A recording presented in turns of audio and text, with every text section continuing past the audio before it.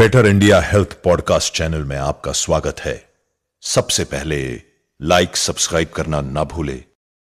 नमस्कार दोस्तों, आज हम एक ऐसी समस्या के बारे में बात करने वाले हैं जो आजकल बहुत से लोगों में देखने को मिल रही है, खासकर 40 वर्ष की उम्र के बाद। कई लोगों को अचानक कंधे में दर्द शुरू हो जाता है। शुरुआत में दर्द हल्का होता है, लेकिन धीरे धीरे इतना बढ़ जाता है कि हाथ उठाना, कपड़े पहनना, बाल बनाना या पीठ के पीछे हाथ ले जाना भी मुश्किल हो जाता है। इस स्थिति को एडहेसिव कैप्सुलाइटिस, जिसे आम भाषा में फ्रोजन शोल्डर कहा जाता है। सबसे पहले समझते हैं कि यह समस्या होती क्यों है।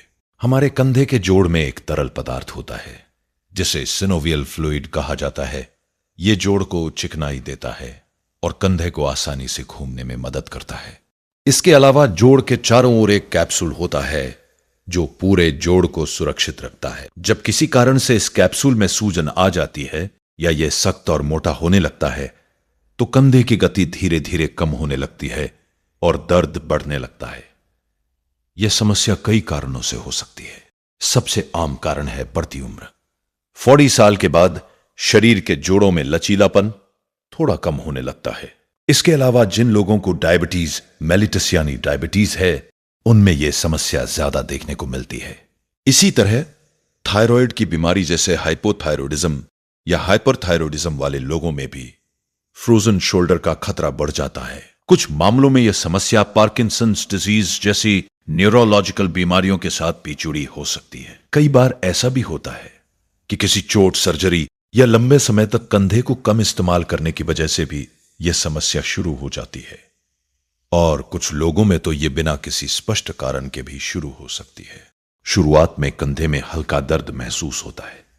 लोग अक्सर इसे सामान्य दर्द समझकर नजरअंदाज कर देते हैं, लेकिन धीरे धीरे दर्द बढ़ता जाता है और हाथ की मूवमेंट कम होने लगती है। खासकर हाथ ऊपर उठाने में, पीछे ले जाने में या अचानक मूवमेंट करने में तेज दर्द महसूस हो सकता है। कई लोगों को रात में सोते समय भी कंधे में दर्द ज्यादा महसूस होता है। अगर समय पर ध्यान न दिया जाए तो यह समस्या धीरे धीरे कंधे को पूरी तरह जकड़ सकती है। इसलिए जब भी कंधे की मूवमेंट कम होने लगे या दर्द लगातार बना रहे तो इसे नजरअंदाज नहीं करना चाहिए। अब बात करते हैं इसके इलाज की। फ्रोजन शोल्डर के इलाज में सबसे महत्वपूर्ण भूमिका एक्सरसाइज और फिजियोथेरेपी की होती है। सही तरीके से नियमित कंधे की एक्सरसाइज करने से धीरे धीरे जोड़ की जकड़न कम होने लगती है और मूवमेंट वापस आने लगती है। शुरुआती चरण में डॉक्टर दर्द कम करने के लिए कुछ दवाइयां या पेन किलर भी दे सकते हैं ताकि मरीज आराम से एक्सरसाइज कर सके। कई मामलों में अगर दर्द बहुत ज्यादा हो तो कंधे के जोड़ में स्टेरॉयड इंजेक्शन भी दिया जाता है, जिससे सूजन कम होती है और दर्द में राहत मिलती है। अगर समस्या बहुत ज्यादा बढ़ जाए और दवाइयों व एक्सरसाइज से आराम ना मिले तो कुछ विशेष प्रक्रियाएं भी की जा सकती हैं, जैसे कि आर्थ्रोस्कोपी या एनेस्थीसिया के तहत जोड़ की मूवमेंट कराना। लेकिन ज्यादातर मामलों में सही समय पर इलाज और एक्सरसाइज से ही काफी सुधार हो जाता है। एक और महत्वपूर्ण बात यह है कि फ्रोजन शोल्डर का इलाज थोड़ा समय लेता है। कुछ लोगों में यह 6 महीने में ठीक हो जाता है, कुछ में 1 साल तक लग सकता है और कुछ मामलों में 2 साल तक भी समय लग सकता है।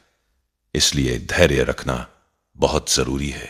कई लोग 1-2 महीने में ही इलाज छोड़ देते हैं और कहते हैं कि फायदा नहीं हो रहा, लेकिन ऐसा नहीं करना चाहिए।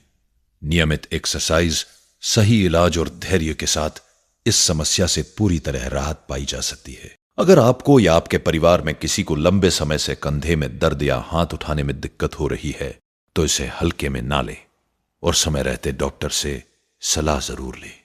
स्वस्थ रहें, जागरूक रहें। धन्यवाद।